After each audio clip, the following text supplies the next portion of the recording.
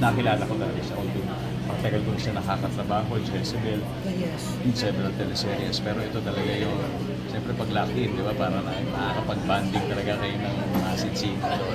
Doon gusto talaga siya mas nakilala, mas na-appreciate, hindi bilang isang co-actor, kundi bilang isang human being na talagang tinitingala ko. Ano yung hanggang ngayon. Ano yung napapag-usapan? Anything about life, adobo recipe, paano, ano ba yung masarap na kape, mga ganun bagay lang.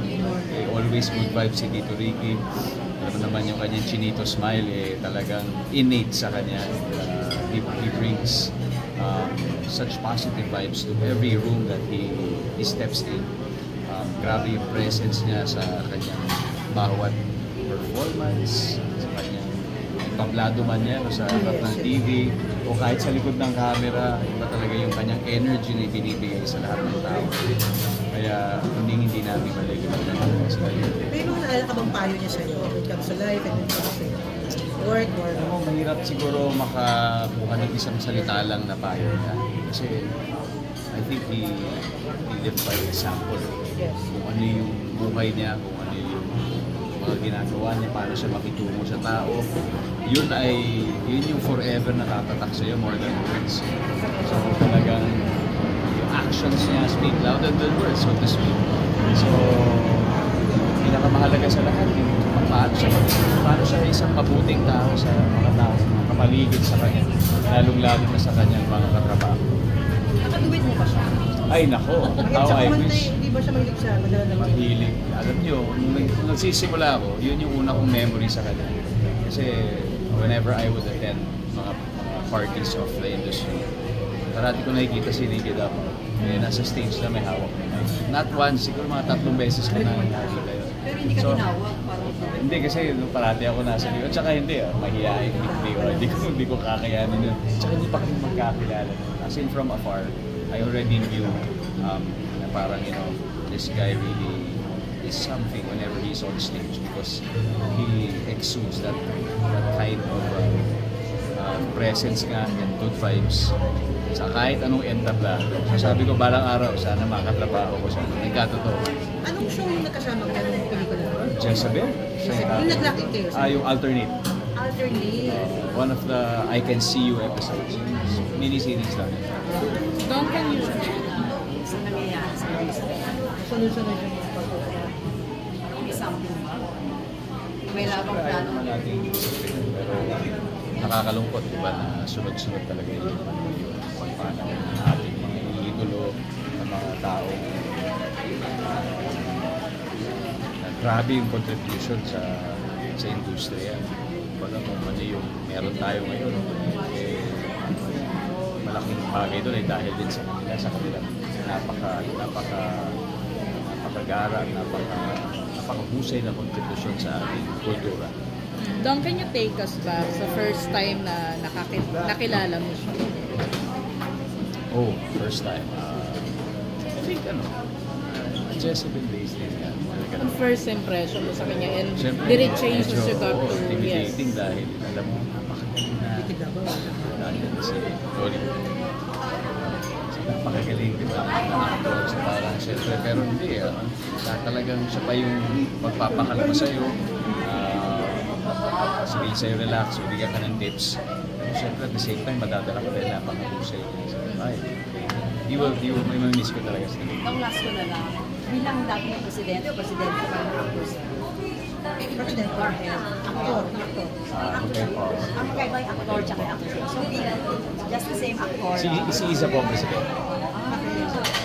So, being one of the officials sa movie industry, anong may plano ba kayong gawin para man at least parang matigil yung ganitong pangyayari? Kasi remember ko na yung nabubuhay at agad nagpapatawag ng national court para sa movie industry. Alin po nangyayari? Yung ganitong mga pagkakasama na pagkawala ng mga kasama.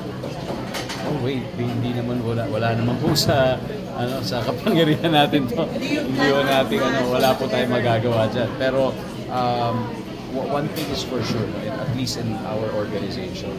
Siyempre, factor ang health sa lahat naman. We will definitely be more proactive pagdating sa pag-alaga ng kalusugan. That's why we will be investing heavily sa ating mga programang pangkalusugan.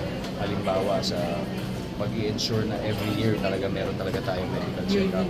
Yan yung talagang i-instill namin sa lahat ng members namin. Kasi syempre, bago pa dumating sa kahit anumang sakit, di ba gusto natin ma-prevent siya. But more importantly, we encourage a healthy lifestyle. Kumbaga proactive than reactive na case nandiyan. But I mean, these things, wala talaga tayong control. Ang pwede lang natin siguro mabigay ay yung access. Diba yung access sa healthcare, yung access sa mga bagay na po pwede mag-prevent sa mga ganitong bagay in the future. But again, nasa mga kamay ninyo, wala sa Dong, since nabanggit ni Julie yun, and of course you mentioned wala kayong control, but I think this concern, may control kayo kasi parang, well, not just recently, di ba, sunod-sunod, but before din, na every time a celebrity dies, parang may mga fake news na usually same YouTube channels na parang I don't know, kasi I know you have a legal team naman, do you plan to in the future parang sorry, paano yung question?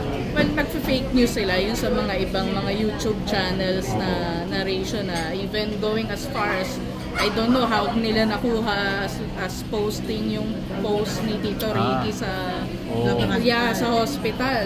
Ginawang thumbnail. Mga fake news na yun talaga. mana-mana. Kaya kami nagpapasalamat kami sa mga katulad din. Yung mga true journalists that really, you vet. Kasi marami talaga dyan, pinagkakakitaan nila yung mga ganitong kwento na mali.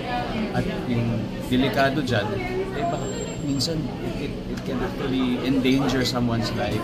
Pwede makasira ng buhay. Di ba? Hindi natin naiisip yung nararamdaman ng mga ginagawa nilang kwento. Pero dahil para sa kanila siguro, yan yung kanilang kabuhayan. Yung maliho talaga yun. Kaya ako, naninigigan tayo na talagang let's really promote responsible usage of social media. Siyempre, lalo na pag may sinishare tayong balita, siguraduhin natin totoo, di ba? Kung sensitibo man yan, lalo na sa mga bagay na ito, siguraduhin lang natin na may basbas ng pamilya. Diba? May ethics and may ethical standards sa mga ganyan. Hindi alam ng lahat. Kaya sana kayo rin, di ba, ma-educate rin kami or kaya yung ibang users ano ba yung mga dapat saka hindi dapat sa paggamit ng social media or ng media in general. Thank you po. Salamat. Thank you.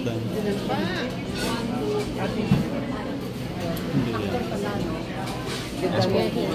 Ano, it's picture naman sila.